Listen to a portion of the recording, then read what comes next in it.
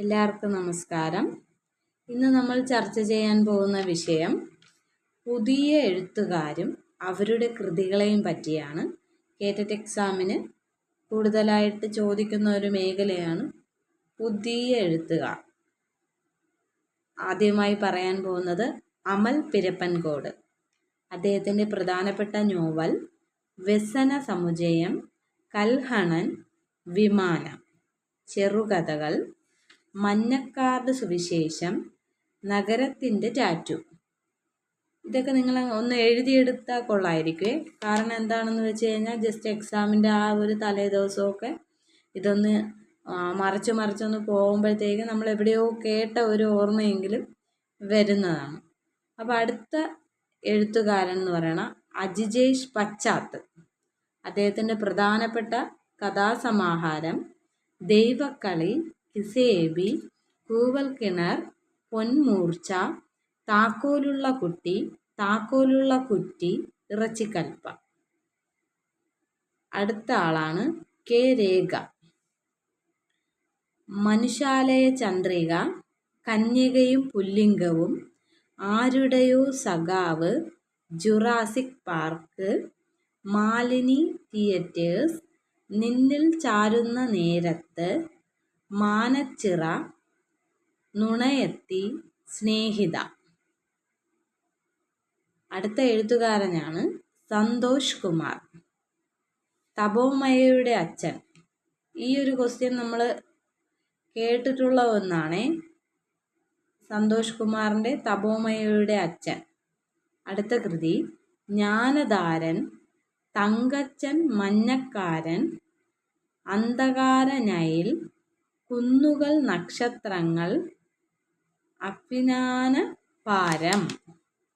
അദ്ദേഹത്തിൻ്റെ പ്രധാനപ്പെട്ട കഥകളാണ് ചാവുകളി, നാരദങ്ങളുടെ ഉപമ, പാവകളുടെ വീട്, 3 അന്തകന്മാർ, ആനയെ വിവരിക്കുന്നു.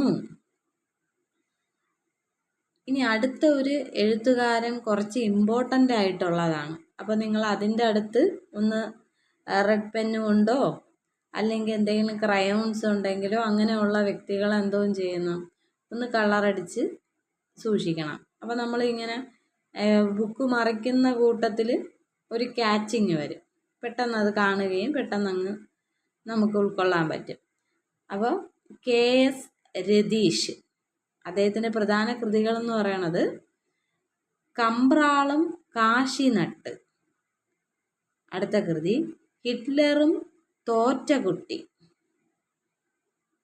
കേരളോൽപ്പത്തി, ബർഷൽ. അപ്പോൾ കെ എസ് രതീഷ് കുറച്ച് ഇമ്പോർട്ടൻ്റ് ആണ്. ഒരിക്കൽ കൂടെ പറയാം. കമ്പ്രാളും കാശിനട്ട്, ഹിറ്റ്ലറും തോറ്റ കുട്ടി, കേരളോൽപ്പത്തി, ബർഷൽ. ഇതാണ് പ്രധാന കൃതികൾ. അടുത്ത ആളിലോട്ട് പോവാണ് ബിന്ദു കൃഷ്ണ. സിൽവിയ നിധിനിനിക്ക് ഒരു കൃതിയാണ്. നെക്സ്റ്റ് വൺ പാസ്വേഡ്, പാതി ഒഴിഞ്ഞ് കിടക്കുക, മകളോട് അമ്മപ്പാട്ട്.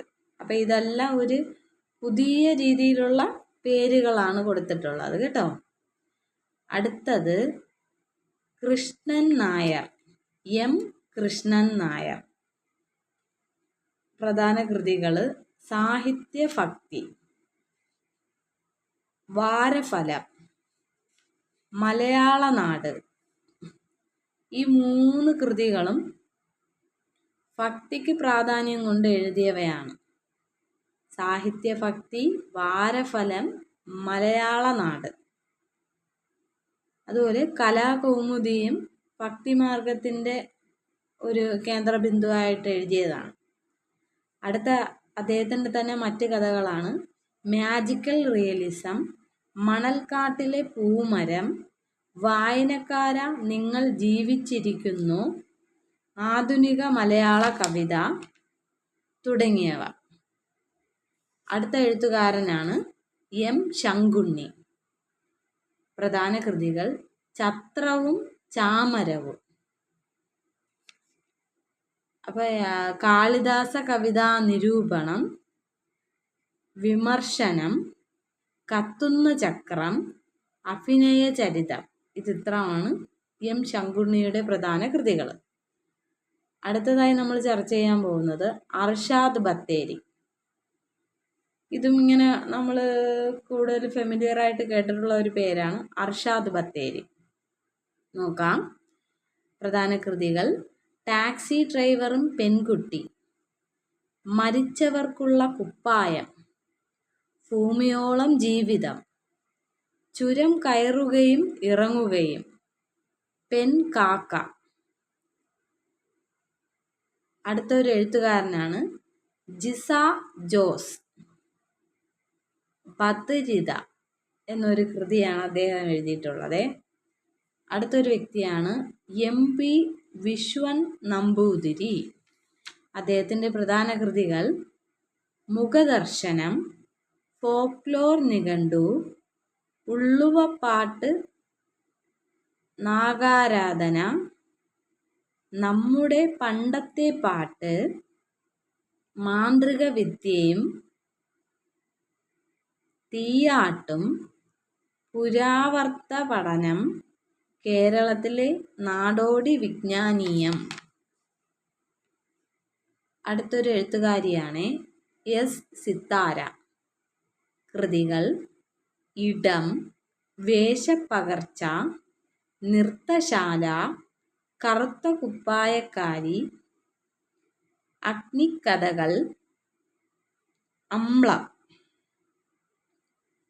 അടുത്ത എഴുത്തുകാരനാണ് അഖിൽ K. അദ്ദേഹത്തിൻ്റെ കഥയാണ് നീലച്ചടയൻ. അദ്ദേഹത്തിൻ്റെ നോവൽ മൂത്തപ്പൻ. ഒരു നോവലൂടെ ഉണ്ട്, കമരാകാന്തൻ.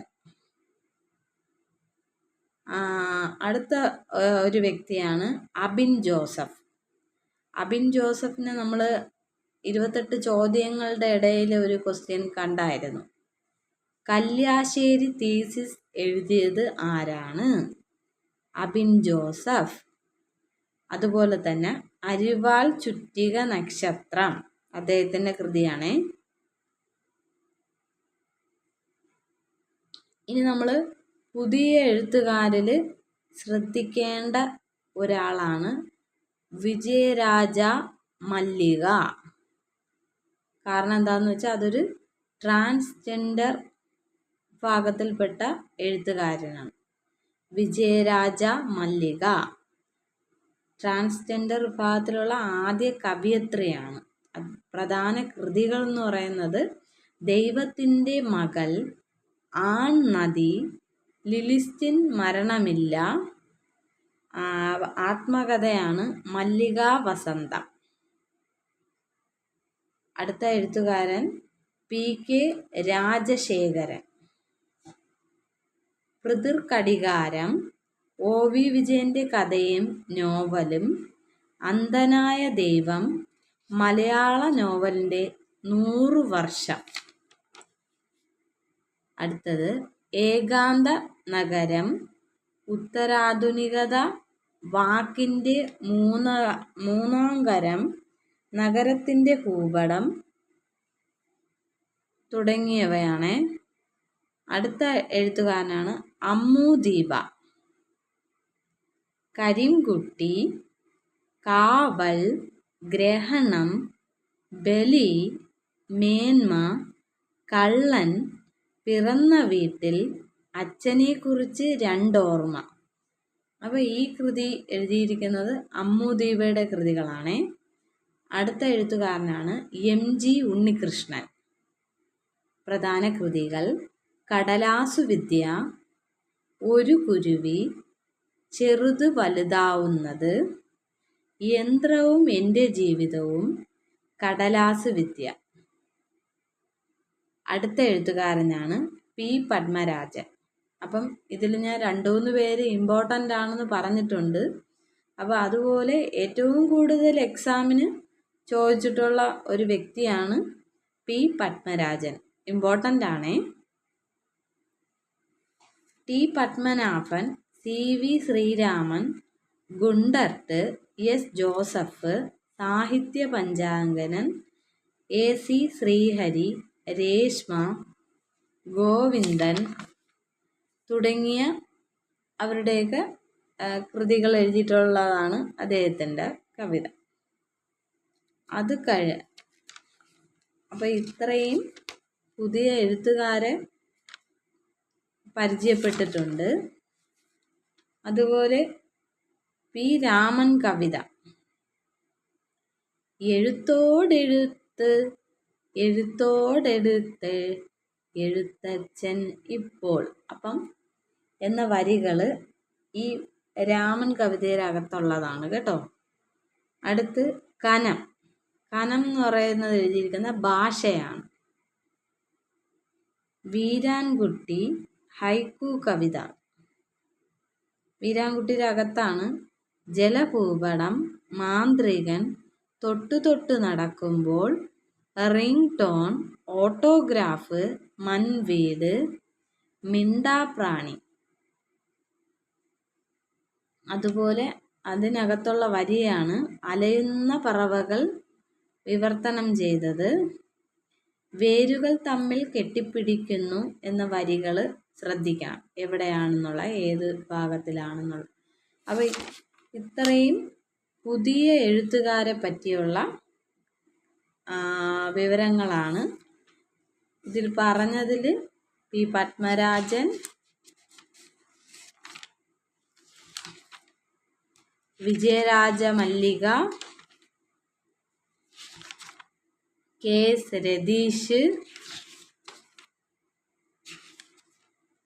തുടങ്ങിയ എഴുത്തുകാർ ഇമ്പോർട്ടൻ്റ് ആണ്. നല്ലപോലെ ഒന്ന് ശ്രദ്ധിക്കണം. അപ്പോൾ ഇന്നത്തെ ക്ലാസ് ഇത്രയേ ഉള്ളൂ. പുതിയ എഴുത്തുകാരും അവരുടെ പ്രധാന കൃതികളുമാണ് നമ്മളിന്ന് ചർച്ച ചെയ്തിരിക്കുന്നത്. സാവധാനം ഒരു ബുക്ക് എപ്പോഴും പഠിക്കുന്ന സമയത്ത് നമ്മൾ ഒരു ബുക്ക് എപ്പോഴും കരുതിയിരിക്കണം. എന്താണ് അപ്ഡേഷൻ വരുന്നതനുസരിച്ച് എഴുതി നമ്മുടെ രീതിയിൽ കുറച്ച് കളറൊക്കെ കൊടുത്ത് നമുക്ക് പെട്ടെന്ന് ആ ഒരു പേജിനകത്ത് ഒരു 2-3 ക്വസ്റ്റ്യനെങ്കിലും ക്യാച്ച് ആവുന്ന തരത്തിൽ നമ്മൾ എന്ത് ചെയ്യുക, ഒരു നോട്ട് തയ്യാറാക്കണം. അപ്പം നമ്മളിങ്ങനെ ഓരോ പ്രാവശ്യമായിട്ടും ഈ ബുക്ക് ഇങ്ങനെ മറിക്കുന്ന സമയത്ത് ഈ ഓരോ കളറും ഓരോ ഷേപ്പ് ഇതെല്ലാം കാണുമ്പോൾ നമുക്ക് ആ ഒരു ഏകദേശ ധാരണ നമ്മൾ പഠിച്ചിട്ടുണ്ടെങ്കിൽ പെട്ടെന്നത് ഓർമ്മയിലോട്ട് എത്താൻ സഹായിക്കും എന്നാണ് പറയുന്നത്. അപ്പോൾ നിങ്ങൾ ഈ വിദ്യയൊക്കെ ഒന്ന് ചെയ്ത് നോക്കി നന്നായിട്ട് പഠിക്കുക, കേട്ടിട്ട് നേടാം.